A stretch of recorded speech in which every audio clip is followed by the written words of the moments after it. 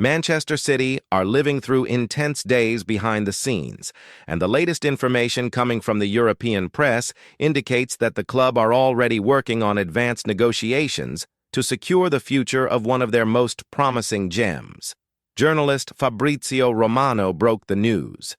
One of the most talented youngsters in the squad, who had even considered leaving during the summer, is on the verge of signing a long-term contract with the Citizens. This move, although unexpected, is part of a clear strategy by the club to tie down their main assets and shield Pep Guardiola's project until the next decade. That player is Chinho, the 21-year-old Brazilian who had been attracting strong interest from Tottenham. During the last window, Spurs pushed hard for his signing, trying to convince him with the promise of regular minutes on the pitch and a central role to boost his chances of making the Brazil squad for the 2026 World Cup. There were moments when his departure seemed imminent, and City supporters grew worried about the possibility of losing such a precocious talent. However, the turnaround came with the board's insistence on keeping him in Guardiola's explicit confidence, as he labeled him extraordinary. Chinho's new deal is expected to run until 2031, according to The Athletic. In addition to its long duration, the contract will come with a considerable salary increase, leaving behind his current $50,000 per week. Chinho's stay not only guarantees technical stability, but also sends a message to the market. Manchester City do not intend to give up key pieces of their future, even in the face of tempting offers. For Guardiola, having him available represents more than individual quality. It means versatility and long-term projection in a squad that is constantly being refreshed. It is worth remembering that this is not an isolated move. At the start of the season, Ruben Dias had already agreed to stay at the Etihad until 2029, reinforcing the defensive unit and consolidating himself as a leader on and off the pitch. Now, with Chinho practically renewed, the board are turning their attention to other big names. Phil Foden, considered untouchable by Guardiola, is one of the next on the list. His current deal runs until 2027, but the idea is to bring forward talks to avoid future risks.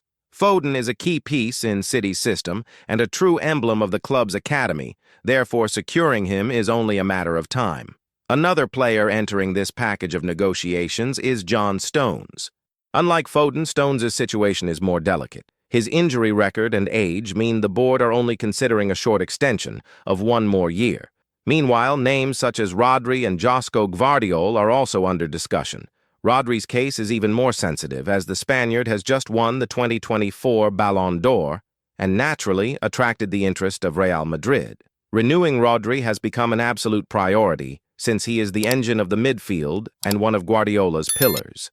Manchester City's stance reveals a clear attempt to balance present and future. It is not just about keeping current stars, but about ensuring that the team has consistency to compete at the highest level in the coming years.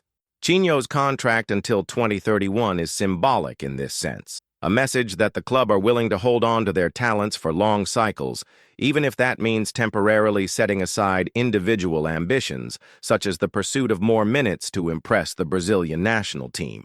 The bet is that City, with their packed calendar of competitions, will find space to develop the youngster without compromising their ambitions. If on one hand the board are focused on renewals, on the other they are already beginning to draw up plans for the next transfer window. The main target, according to the Telegraph, is a 21-year-old English midfielder who is emerging as one of the Premier League's brightest prospects, Adam Wharton, from Crystal Palace. Valued at $60 million, Wharton embodies everything Guardiola looks for in a signing: youth, refined technique, tactical intelligence, and the ability to perform multiple roles in midfield. Wharton is not exactly a new name on City's radar. The player had already been monitored for months, and his consistent numbers at Palace caught the attention of the coaching staff. His versatility is one of the most valued aspects. Although he is naturally a number 6, capable of organizing the build-up play and shielding the defense, he can also operate as an 8, playing more offensively and actively contributing to the construction of attacks. This makes him a possible heir to Rodri, but also an ideal complement to share the Spaniard's workload. Rodri's situation, incidentally, is directly linked to this interest. The Spanish midfielder is currently experiencing a moment of enormous market value, especially after winning the Ballon d'Or. His contract runs until 2027, but Real Madrid, always alert to the best talents, are closely monitoring the situation. If City fail to progress with a long-term renewal, the need to bring in Wharton will become even more urgent. Even if Rodri stays, depth in that sector is essential, and the young Englishman would have immediate room to develop at the highest level.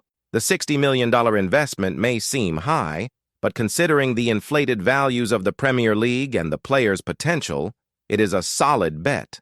Moreover, the club have already shown willingness to spend heavily when they believe the signing is strategic. The last window was proof of that.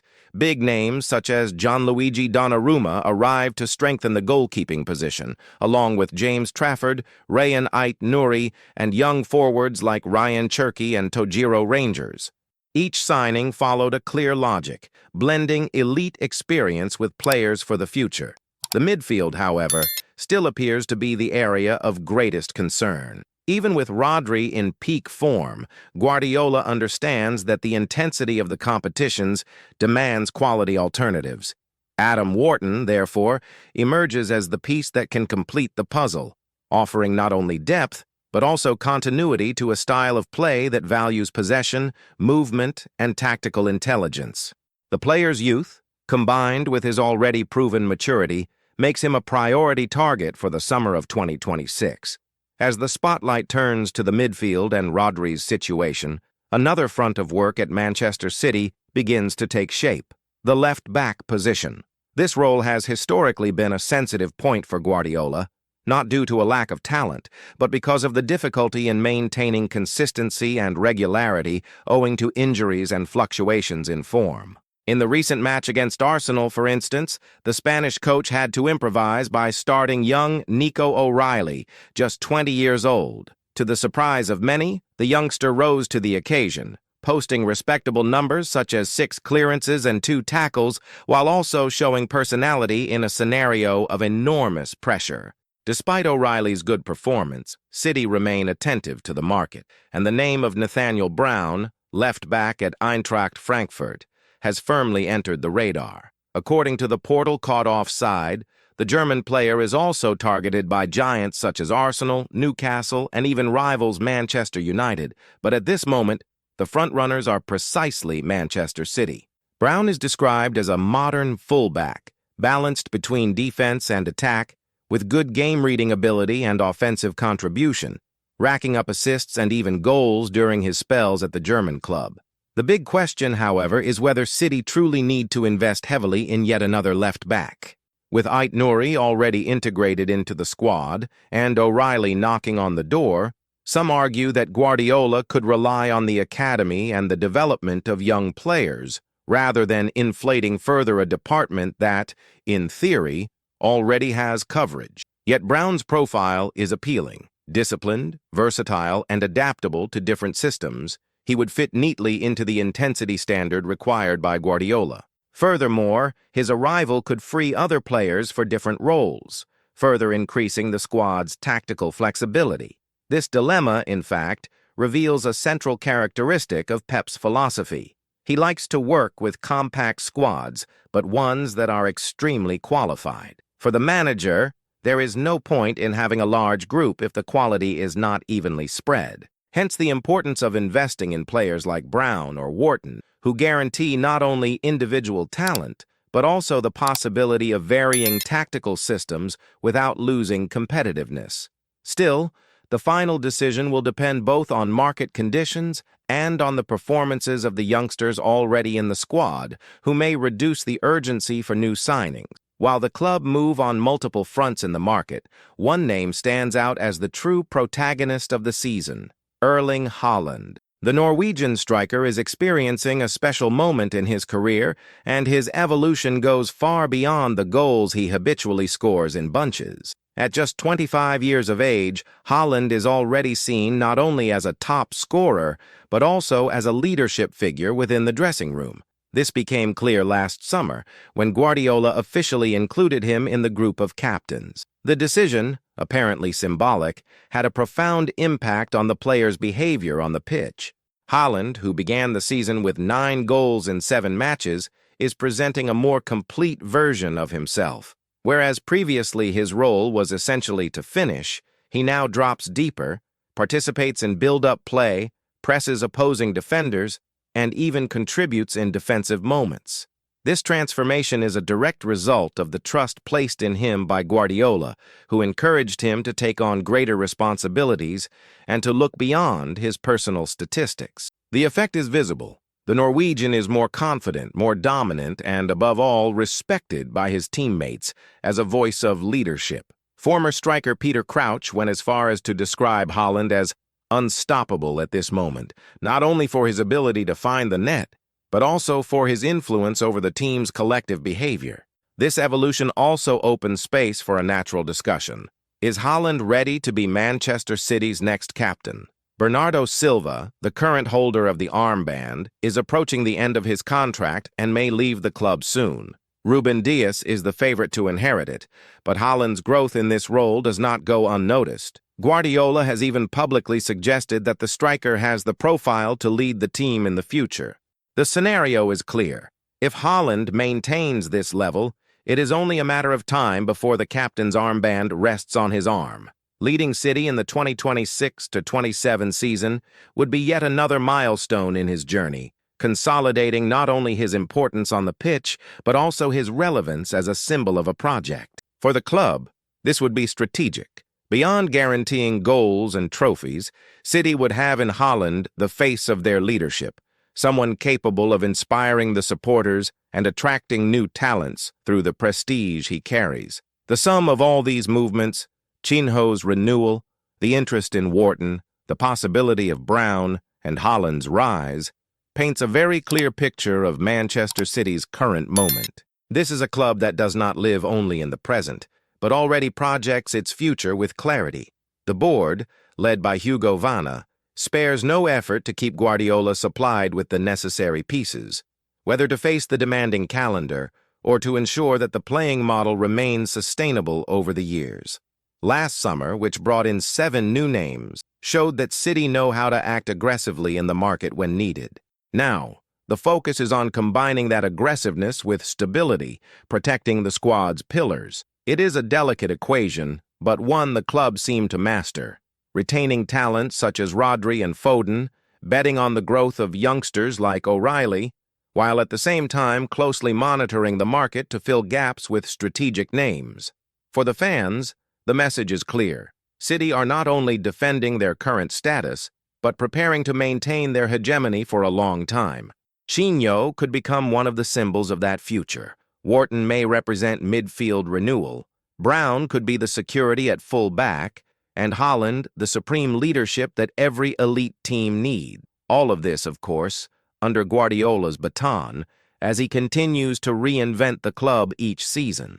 Behind all these moves, there is also a meticulously calculated financial strategy from Manchester City. The board know that in modern football, it is not enough merely to sign high-profile names or renew multi-million contracts.